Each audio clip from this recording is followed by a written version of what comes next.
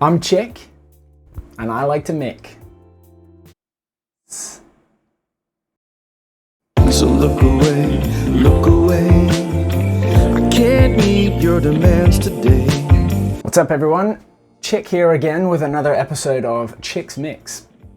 And today we're going to be checking out Look Away from 3-Foot 3000. Look Away is a song that I originally wrote and recorded a lot of the music for and then sent to Danger, which is reversed from how a lot of our songs typically come about. I came up with the basic idea for the song on my guitar loop pedal. It was basically from that the song grew. I added the drums and some bass and some synth parts to it and sent it to Danger, and he jumped on coming up with some lyrics for it and the melody that you hear now. And then from there, we removed the bass that I'd put in. Danger put his own synth bass in and some bass guitar in the bridge, and he added a lot of kind of atmospheric and synthy elements to it to fill out the song. Okay, so let's take a listen to the intro.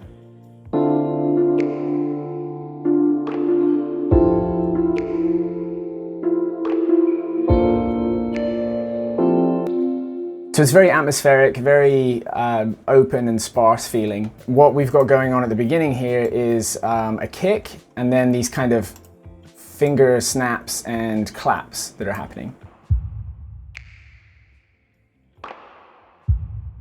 So they're very reverb heavy to help fill out that kind of atmospheric vibe in the beginning there. Typically having reverb on a kick is not something I would ever do in a dense part of the song, because you often want to keep the low end punchy and tight for things like the kick drum and the bass. And having a lot of reverb and reflections around the low end can often muddy things up in not a good way. But in the intro, there was enough space for it. We wanted that kind of atmospheric element to it. So I have this reverb on the kick drum here. You could hear if we didn't have that, it really changes the feel of the intro.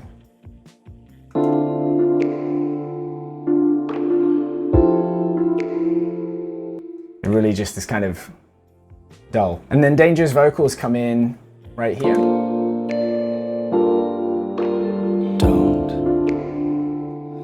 I don't like what your eyes see. They stare in disbelief. So a very close, tight feeling vocal. You know, the rest of the instrumentation in the intro is very distant feeling with all that reverb, and Danger's vocals feel quite present and close to you because they're quite dry by comparison. And then we were talking about those snaps and claps at the beginning there. Part of what we did to bring some kind of anticipation towards that chorus was to reverse one of those claps with the reverb tail on it, so that it kind of swells up into this break right before the chorus, and it kind of aligns with Danger doing this like whisper line. And for that whisper line to have a bit more impact, it needs to be over essentially nothing. So this reverse clap kind of swells in, and right when it hits and Danger's whisper line is there, all the reverb is cut dry. So it's just his vocal right there, very present. Disbelief while I decide what they want from me, so just look away. So the reverse clap is actually one of those claps with the reverb on it reversed. So the decay of that sound starts from nothing and swells up into the sound. So this is what it sounds like by itself. If we take the vocals out for a second, you'll hear all that reverb cut dead so that it all drops off to nothing right before the chorus here. So there's that moment of silence which lets Danger's whisper line be the kind of center of attention, you know. And the way that I achieved that was to automate the volume of a bus that had all of the instruments in the intro and in that first verse grouped together. And then I just pulled the volume of all of it with the reverb included down to nothing. So you can see if I turn that automation off, it's going to let all that reverb spill over into Danger's vocal whisper, and you'll see it'll lose a lot of the impact. From me, so just look away. So I love using automation to try and mess with the listener's personal space almost. You can kind of take away the room that you've put them in by getting rid of all that reverb unnaturally. It can be jarring as the listener, but in a good way. Okay, once we get into the chorus, there's a few different guitar lines here, and these actually are essentially the parts that I came up with in the original guitar loop that I made. The first one was this loop.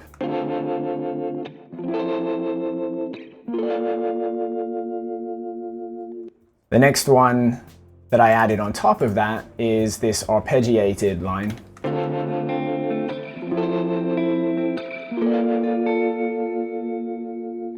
And then I think the guitar line that gives the chorus and this song probably the most character and what drove the direction of where we wanted the bass to go was this low guitar line that I put in here with my glitchy octave pedal.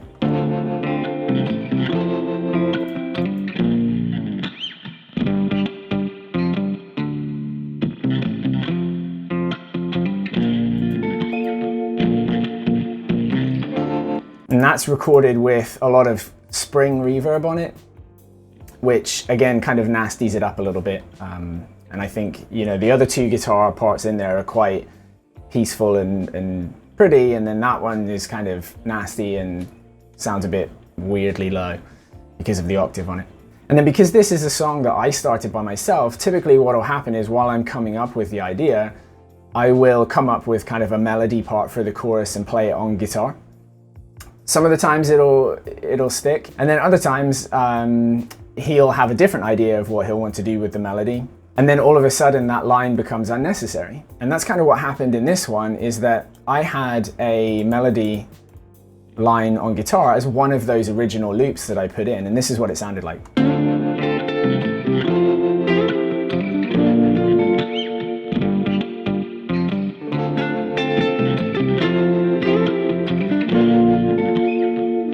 So that was the original set of 4 loops that started this song. But you can hear if we add Danger's vocals into it here. Listen to how his vocals now conflict with that last guitar line that we put in. Look away, look away. I can't meet your demands today.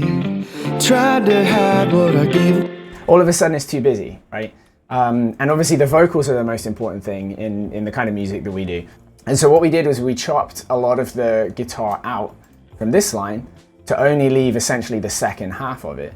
And the second half did kind of fit with the vocals. The part that I had in there, it did kind of work with what Danger came up with, almost as kind of a harmony line. And so you'll hear it here, what we left in. Quiet eyes always make me pay. You look away, you look away. I already stole what I wanna say. You zeitgeist, that's my heart's vice on this broken day in paradise.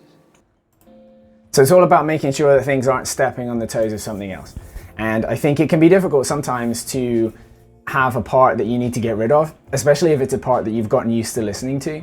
But you have to approach it objectively and say, is this thing that was originally there, even if it was there first, stepping on the toes of something that is perhaps more important? And in this case, the answer is yes. So we cut that first half. Bass time. There's not a ton of bass in this. There's one synth bass that runs from the chorus through the verse into the next chorus. And then there's one bass guitar part in the bridge. But while we're taking a look at the chorus now, let's listen to the synth bass in isolation here.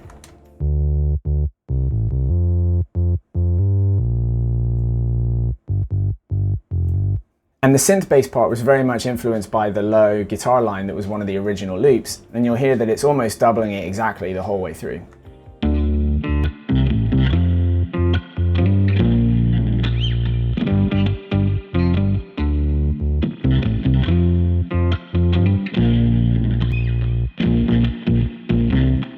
So some of the things I did to the synth bass, I did a little bit of EQ scooping. This was to give some room for where a prominent part of the kick was sitting. And then this little boost here was just to help it to have some kind of higher harmonics that would poke out a little bit more on smaller speakers. I'm actually running it through a bit of a distortion here. You can hear if I turn it off.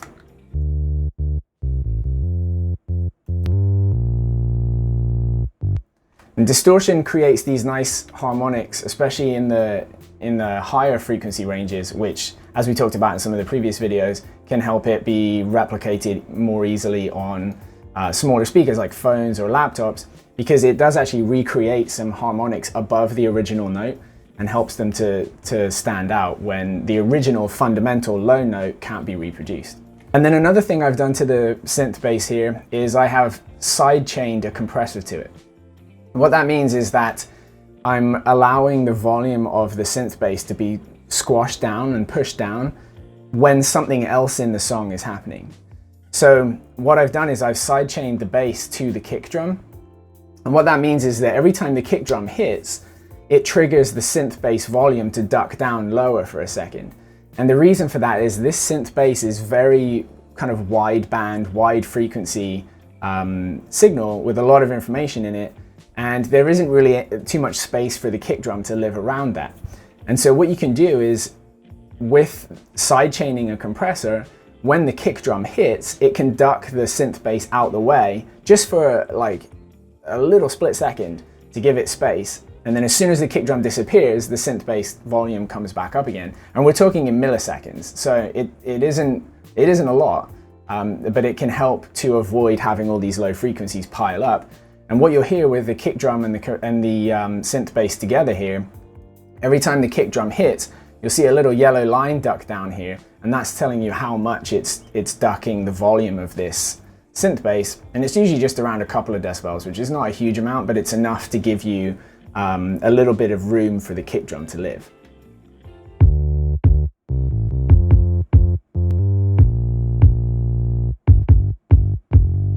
Side chaining. Okay, and then in the chorus there are these little synth parts, these little chorus stabs here.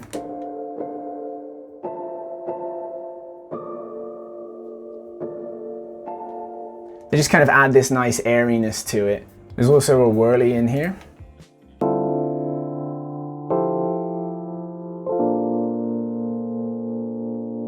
Which is really nice when combined with those chorus stabs.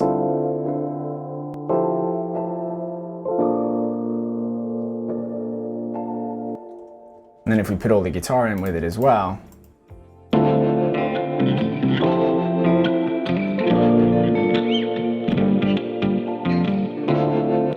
So a lot of syncopation in there. Each part has its own little job, and the trick is to try and find places where little lines and little pieces can exist without being in the way of something else that's happening, you know. One of the things I've learned is that a good mix is a lot easier if the arrangement's good in the first place, because you start putting more and more stuff in, and then it all starts piling up on top of itself, and you have to try and then find very creative ways to make things audible when it's being covered up by another part, when in reality that's usually an indication that there's just too much stuff happening at once. And if you can pull things out to make it where everything has its own little place, it's a much easier job to make those things exist simultaneously. Okay, and then coming out of the chorus goes into this little interlude here. When I first wrote the song, it was completely empty. Part of the reason for that is that, you know, before Danger puts his vocals in there, I'm not sure how much, you know, space in the song he needs for a verse part, or how much he envisions there being vocals in different places. So I leave kind of a lot of empty space. But after the verse and everything from a vocal standpoint was done, there was this interlude that was quite sparse. It sounded like this. In paradise.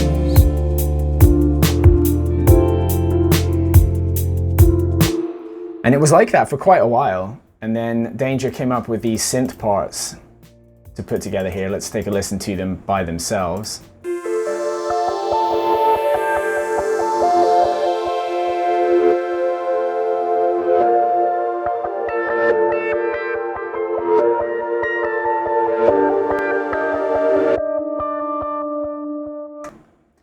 And it took me a while to get on board with it, to be honest, because I'd gotten used to having that kind of little bit of breathing room there where there was nothing going on.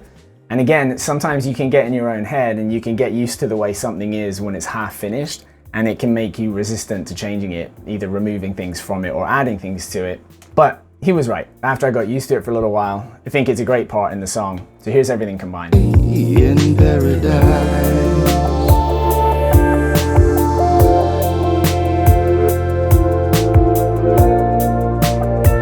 So here's what those three different pieces sound like by themselves.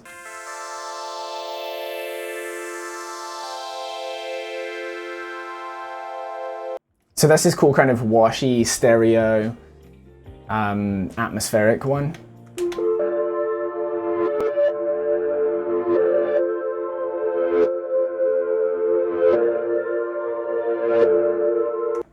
And I really liked all the pulsing in that one. And then this one is kind of the lead part for that section.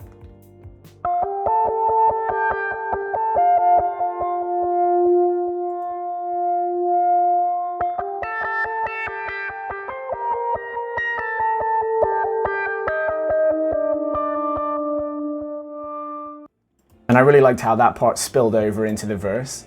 Don't stand in front of my... As we talked about in the first chorus, we had these chorus stabs that were happening. They're still in the second chorus as well, but in the second chorus, this pad gets introduced, which isn't in the first chorus.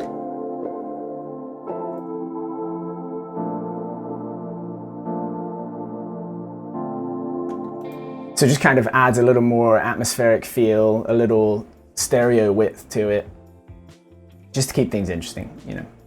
So the second chorus also introduces some new vocal harmonies that weren't present in the first one, again, to keep adding new elements to it as the song progresses. This is what the first chorus sounded like towards the second half. I already stole what I wanna say. But that same spot in the second chorus. I already stole what I wanna say. Your sight taste, that's my heart's vice. On this broken day in paradise. Danger does a lot of work on his harmonies, and they always come out pretty good, I think. Okay, and then that takes us to the bridge. On this broken day in paradise. One of the big things that changes in the song in the bridge is the introduction of Danger's bass guitar, as opposed to the synth bass that's been present up until this point. This is what he sent me.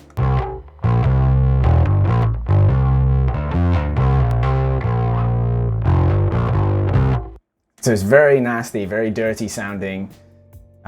He committed to that because once that sound is in there, I can't take it out in the mix. You can add more grit, you can add more distortion. You typically can't get rid of it once it's in there.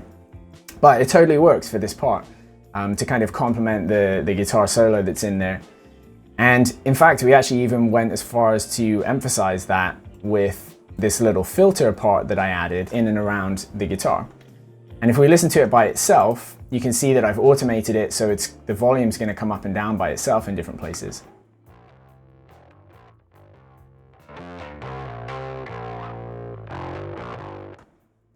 So it just kind of supplements the bass guitar part in certain areas. And it has this plugin that I really like, mainly just because of how it looks. Always good to add a little cheese. So if we listen to the guitar in the bridge here, there's only a couple parts in there.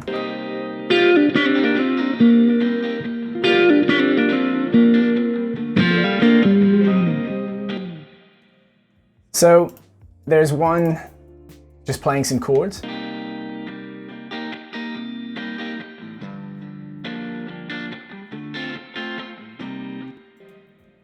And then there's this one just kind of adding some high elements to it.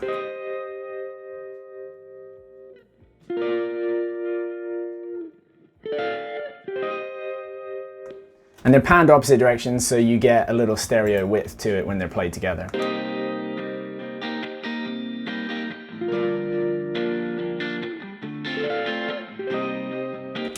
You can see here I left an idea muted. I don't even remember what it is now.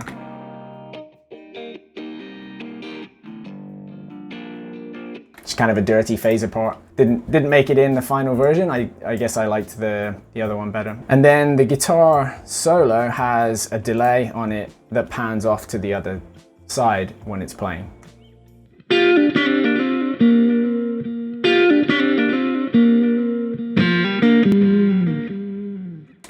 So that just kind of gives it some space and widens it out a little bit. There's also an organ that comes in the bridge.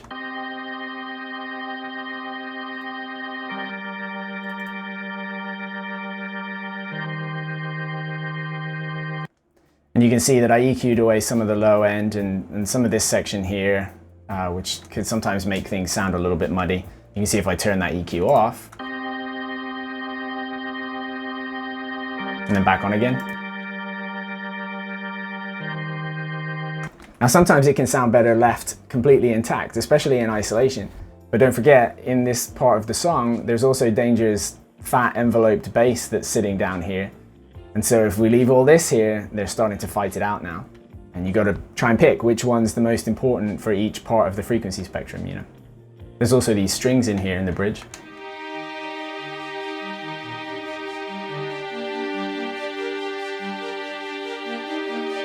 Danger added these, and I thought that was a really cool mix because there's the real sounding strings.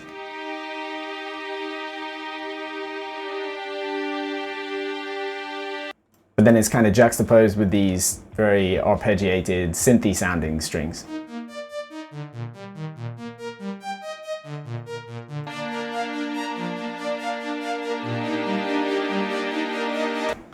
So both doing different jobs. The Spitfire strings there are filling out all the warmth, and the synth strings are adding a little movement to it, you know.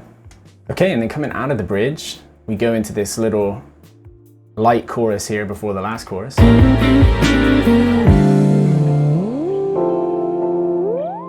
can't meet your demands today. Kind of a mix of those airy synth parts we listened to earlier, the chorus stabs, and some leftover guitar from the bridge.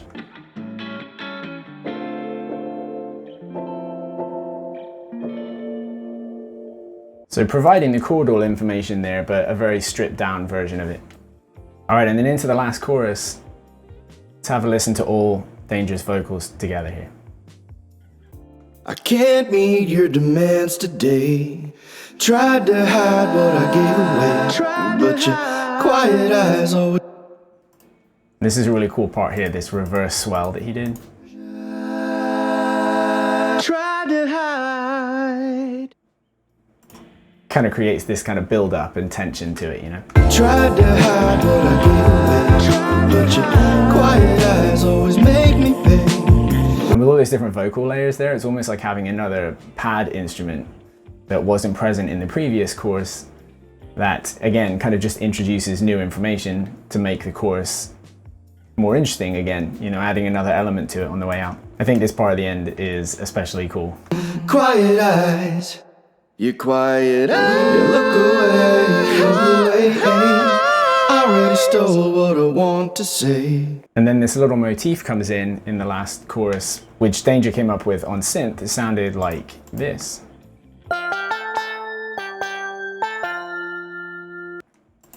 Here it is in the whole song.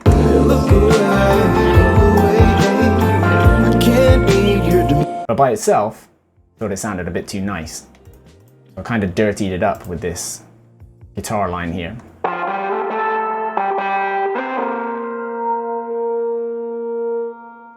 So that's that glitchy octave pedal again into an envelope filter.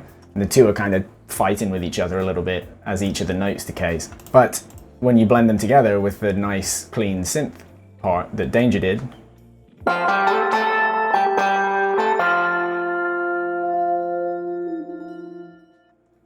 they have a nice little mix.